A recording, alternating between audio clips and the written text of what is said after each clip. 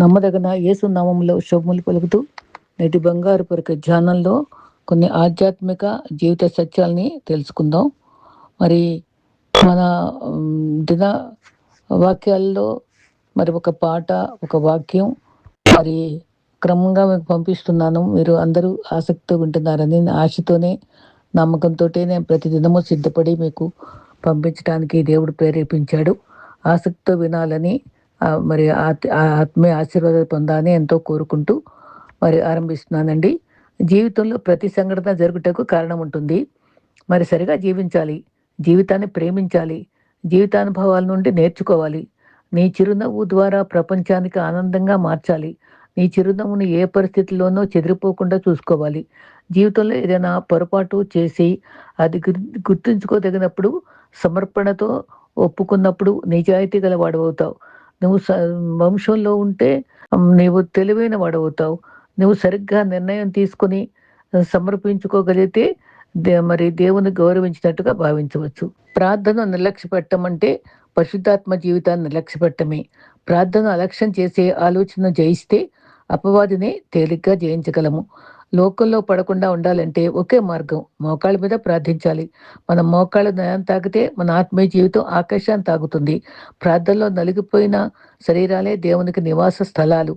మోకాళ్ళ మీద నిలవగలిగినప్పుడే దేవుని కొరకు రోషంగా నిలబడగలము. ప్రార్థన పాపానికి తలుపు మూస్తుంది, పరిశుద్ధతకే తలుపు తెరుస్తుంది. ప్రార్థించని వాడు దేవుని సహాయానికి అడ్డుబండ. మనము దేవుని చేతిలో అందంగా మలచబడిన శిల్పాలము. ఆయన చేతి పనివారము, ప్రేమకు అర్హులము, ప్రత్యేకత గలవారము, విలువ పట్టి కొన్నవారము. చిరునవ్వు నిన్ను ఆహ్లాదపరుస్తుంది. ప్రార్థన నిన్ను బలపరుస్తుంది.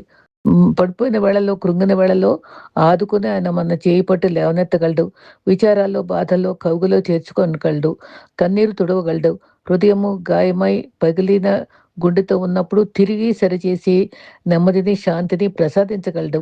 విరిగి నలిగిన హృదయాన్ని అలక్ష్యం చేయని దేవుణ్ణి చేరుకోవాలి. అయితే ధైర్యం చేసి సుదూరాలకు నడిచే వరకు ఒక వ్యక్తి ఎంత దూరం వెళ్ళగలడో తెలుస్తుంది. మనలను మనము తక్కువ అంచనా వేసుకుంటే కొంత నష్టం కలుగుతుంది. కానీ ఎదుటివారిని తక్కువగా అంచనా వేస్తే తలంచుకోవాల్సి వస్తుంది. నిన్ను అనుమానించే వారిని నీ దగ్గర రానియకు. నిన్ను అవమానించే వారిని దగ్గరికి వెళ్ళకు. జీవితంలో మరి 10 మందిని బాధ పెట్టి ఎదగటం గొప్ప కాదు, 10 మందిని బాధను తీర్చి పైకి రావడమే గొప్ప. నీ శత్రువు నిన్ను బాధించి నిన్ను నష్టం కలిగిస్తే దేవుడు తిరిగి నిన్ను కట్టగలడని మరి నమ్మాలి.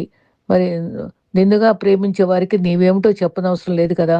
జీవితంలో ఏదైనా మరి పొరపాటు చేసి అది గుర్తుంచుకోగలిగినప్పుడు, సమర్పణతో ఒప్పుకున్నప్పుడు నిజాయితీ గలవాడు అవుతావు. మరి నువ్వు సంశయంతో ఉంటే నువ్వు తెలివైన వాడవుతావు. అది సరిగ్గా నిర్ణయం తీసుకొని సమర్పించుకోగలిగితే మరి నీవు దేవుని గౌరవించినట్టుగా భావించవచ్చు. మరి జీవితంలో ప్రతి సంఘటన జరగటం కారణం ఉంటుంది. సరిగా జీవించాలి, జీవితాన్ని ప్రేమించాలి, జీవితానుభవాల నుండి నేర్చుకోవాలి. నీ చిరునవ్వు ద్వారా ప్రపంచాన్ని ఆనందంగా మార్చాలి.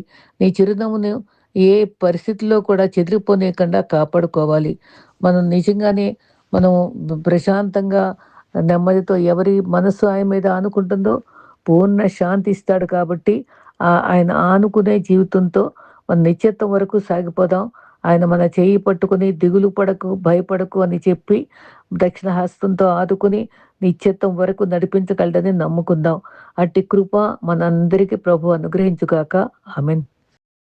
ప్రత్యేకంగా ఈ దినాన్న మరి సందేశంలో కీర్తన 100 అంటే 100వ కీర్తన చెప్తూ మరి క్రీస్తు చెప్పిన మరి 10 మంది కన్యకల్లో దాని యొక్క సారాంశాన్ని 2వ భాగంగా చెప్తూ చివరిగా మరి మతభక్తి, నిజభక్తి తేడాలు, ఈ 3 కూడా ఒక దైవభక్తుడు వారు మొదట్లో నాకు ఇచ్చినటువంటి సందేశాలనే ఇవి కూడా నాకు పంపారు.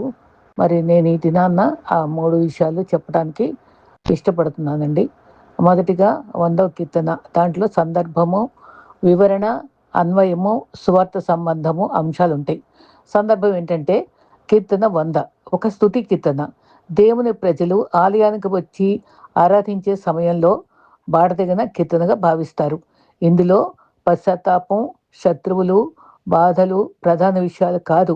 దేవుడు ఎవరు, ఆయన తన ప్రజలతో ఏ సంబంధం కలిగి ఉంటాడు అనే విషయాల ఆధారంగా సంతోషకరమైన ఆరాధనకు పిలుపు ఇవ్వబడింది.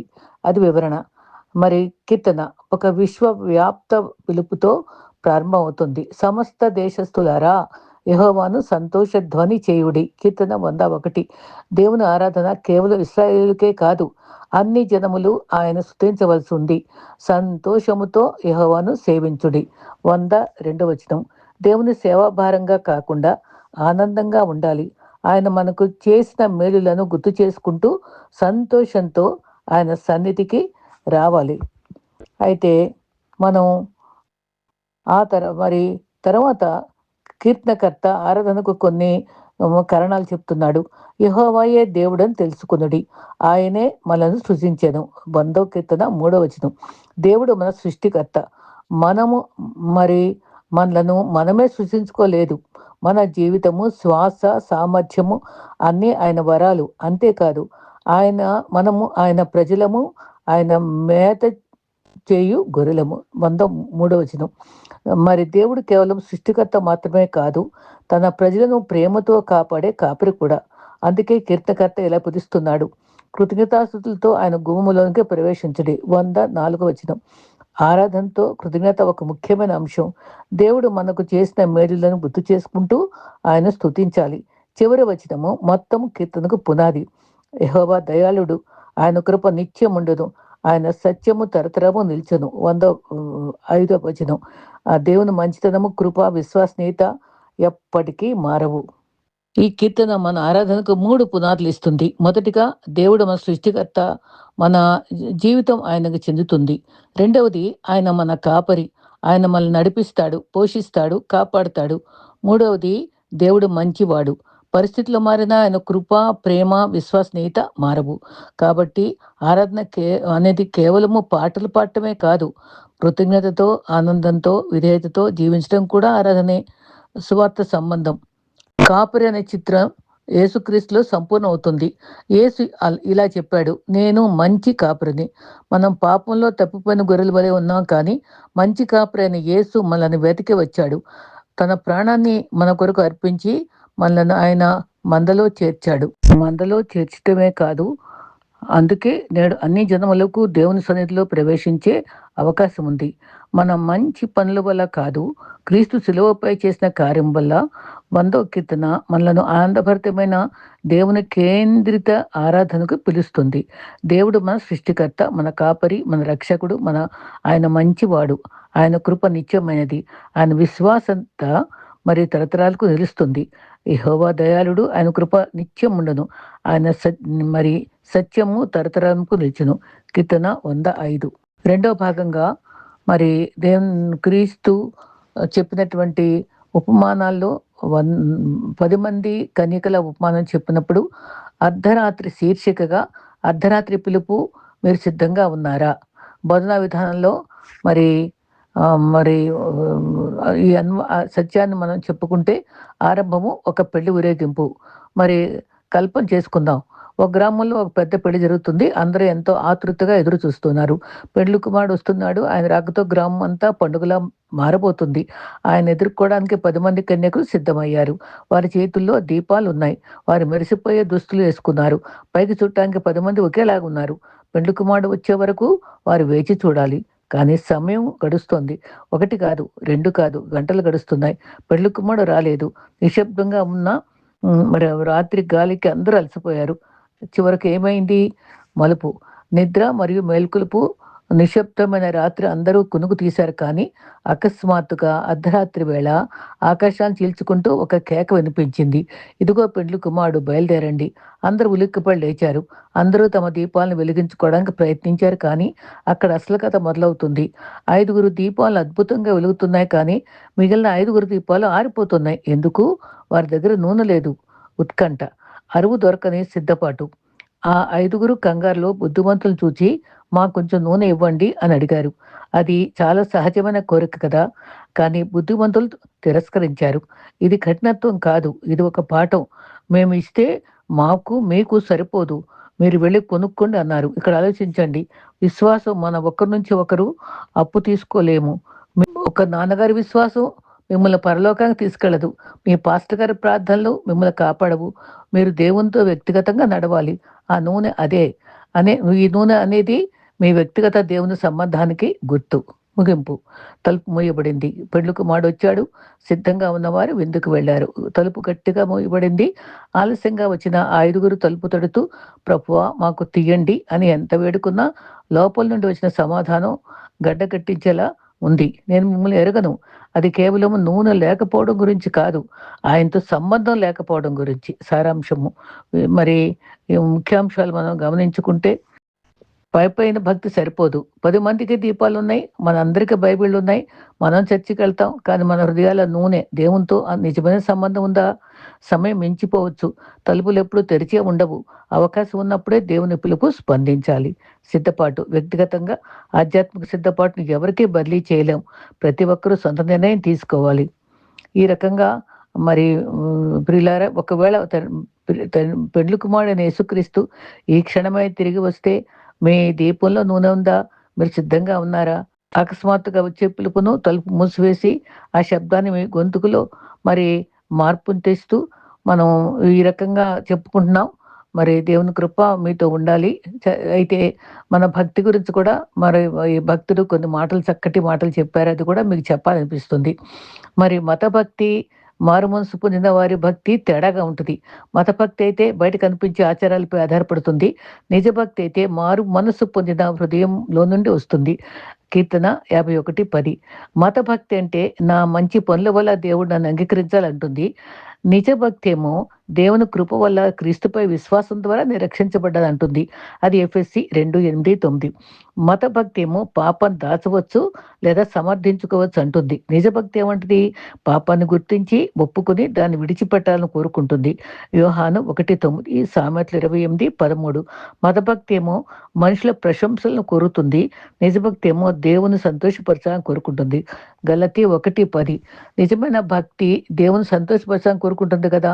మరి మత భక్తి అయితే బయట పవిత్రంగా కనిపించవచ్చు, కానీ హృదయం మారకపోవచ్చు. నిజభక్తి ఏమో దేవుడు మొదట హృదయాన్ని మార్చి ఈ మార్పును జీవితంలో ఫలంగా చూపిస్తాడు. యెహెజ్కేలు 36:26-27. మత భక్తి ప్రార్థన, ఉపవాసము, కానుకలు, మరి సంఘ కార్యక్రమాలు రక్షణకు ఆధారంగా చూడవచ్చు. నిజభక్తి ఏమో రక్షణకు క్రీస్తు మరియు ఆయన శిలువ కార్యం పైన ఆధారపడుతుంది. అపోస్తల కార్యం 4:12. మత భక్తి ఏమో ఇతరులతో పోల్చి గర్వపడుతుంది. నిజభక్తి ఏమో తన పాపాన్ని గుర్తించి దేవుని కృపపై ఆధారపడుతుంది. లూకా 18:9-14 వరకు. మత భక్తి ఏమో పాపంతో రాజీ పడవచ్చు. నిజభక్తి ఏమో పాపంతో పోరాడుతుంది. పడిపోయిన పశ్చాత్తాపంతో తిరిగి దేవుని వైపుకే వస్తుంది. రోమా 6:1-2. మత భక్తి ఏమో ప్రేమ లేకుండానే మత కార్యక్రమాలన్నీ చేయొచ్చు. ఈ రకంగా మరి నిజమైన భక్తి అయితే దేవునిని, తోటి విశ్వాసులను, ఇతరులను ప్రేమించడంలో కనిపిస్తుంది. అది 1 యోహాను 3:14. మత భక్తి ఏమో బయట రూపాన్ని మార్చవచ్చు. నిజభక్తి ఏమో దేవుడు మనిషిని లోపల నుండి మార్చి క్రీస్తులో నూతన సృష్టిగా చేస్తాడు. 2 కొరింథీ 5:17. ముఖ్యమైన తేడా ఇదే. మతభక్తి అంటుంది, నేను చేసే పనుల వల్ల దేవుడు నన్ను అంగీకరించాలి. మారు మనసు పొందిన దేవుని బిడ్డ అంటాడు, క్రీస్తు నా కొరకు చేసిన కార్యం వల్ల దేవుడు నన్ను అంగీకరించాడు. అందుకే నేను కృతజ్ఞతతో ఆయన ప్రేమించి ఆయనకు విధేయుడిగా జీవించాలనుకుంటున్నాను. అసలు ప్రశ్న నేను ఎంత భక్తి గలవాడిని అనేది కాదు. నేను నిజంగా మారుమనసు పొంది క్రీస్తుని విశ్వసించి నూతన జీవితం జీవిస్తున్నానా అనేదే కదా. ఇది చక్కటి విషయాలండి. ఇది మరలా చదువుకుంటూ మన హృదయంలో గుర్తు పెట్టుకుందాం. ఈ ఇంతటితో నేను అందుకున్నటువంటి 3 రకాల మరి ఈమెయిల్స్ ముగించుకుంటున్నాను. ప్రభు మనతో ఉండి మనకి ఆధ్యాత్మిక విషయాలు, నేను సేకరించుకున్న విషయాలన్నీ కూడా మీతో పంచుకుంటున్నందుకు మీరు హృదయపూర్తిగా స్వీకరించి ఆత్మలో బలపడి ఆధ్యాత్మిక లోతుల్లో ప్రభుని అంగీకరిస్తూ ఆయన మార్గంలో నడుస్తూ మరి నిత్యత్వం వరకు సాగిపోదాం. అటు కృప మనకు ప్రభు అనుగ్రహించుగాక. ఆమేన్.